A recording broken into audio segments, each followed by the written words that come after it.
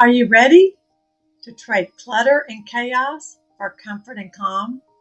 To eliminate the cost of maintaining a home that you've outgrown? Downsizing is more than just moving. It's a journey to redefine your life. You may be familiar with the old saying, the journey of 1,000 miles begins with a single step. And breaking down that journey into achievable steps is a really good place to start.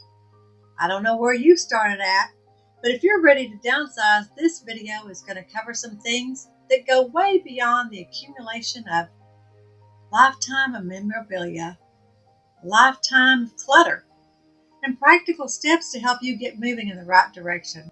If you plan to downsize to a home that requires less upkeep and expense, start by comparing all the costs of your current home.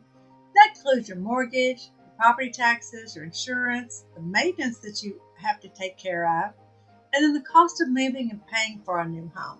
Add that all up together and see what you come up with. Sometimes it's good to do what's called reverse engineering your plan.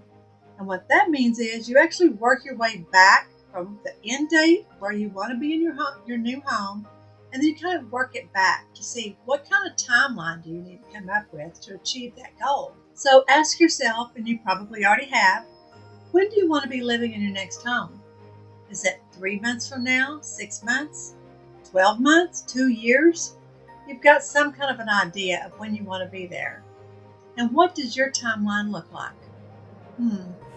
Are you working on it? How long is it going to take for you to prepare your current home for the market and factor all of those things in? Because a lot of times it takes more time to prepare your home for the market than you ever would have thought it would. And then whenever it comes time to start rehoming some of that stuff that you've accumulated, an estate sale, they have companies that provide a range of services and they help you liquidate your estate. These are things that you don't want to take with you or you know you're not going to have the room for. They sort, they clean, they price, they stage, they take care of everything. They conduct the sale and sometimes they even make arrangements for what doesn't sell. But it's important to choose a reputable and experienced estate company to help you. So make sure you do your research and get some trusted referrals. So what about packing and moving? Maybe you're going to need some help with that to get to your new home. But I want to give you a little bit of word of caution about some moving companies. I personally know people that have hired what they thought was a good moving company only to find out, no, they were scam artists. They held their property hostage and demanded more money. They tore up their stuff. And then whenever they finally got it, it wasn't even salvageable. I'm sorry that there are so many scammer companies out there, but that's why I'm telling you about it. Because I want to make sure that you avoid that happening to you.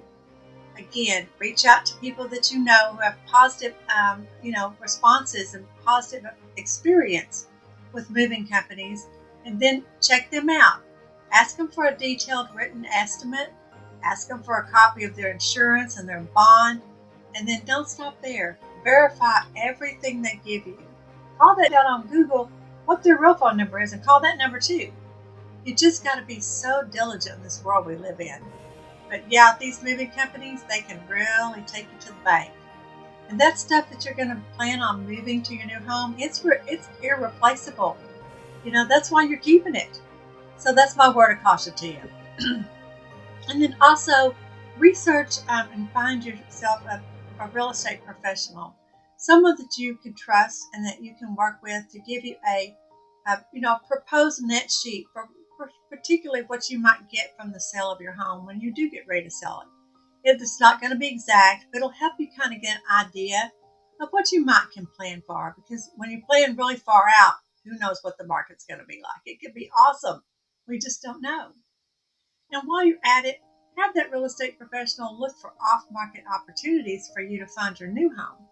If they're an expert in marketing, they're going to know how to search and find homes that are not on the market that would be perfect for you, because they're going to know what you're looking for because you're going to tell them. And when you're the only buyer, that gives you a very distinct advantage and zero competition. You don't have to worry about multiple offers. Nobody ever even knows about the house except you and the person who found it. So now I've given you your timeline with dates, and actually you've worked it out. and when you need to do what in order so that you can be on your target date. You've got guidelines of how to find an estate company, what to watch out for with moving companies, and a plan to get an accurate net sheet and possibly even some off-market properties that might work for you in your new home. Hey, it's Cherie Bell here. And listen, if you don't follow this channel, there's a good chance you'll never see me again. I consistently put out helpful content for those who are currently in the real estate market. This information can be extremely helpful for your buying and selling needs, so be sure to like and subscribe here. And most importantly, leave a comment to let us know if this video was helpful for you. We're here to help in the Dallas-Fort Worth community, and we always love your thoughts and questions. Follow now, and then we'll see you with our next helpful video.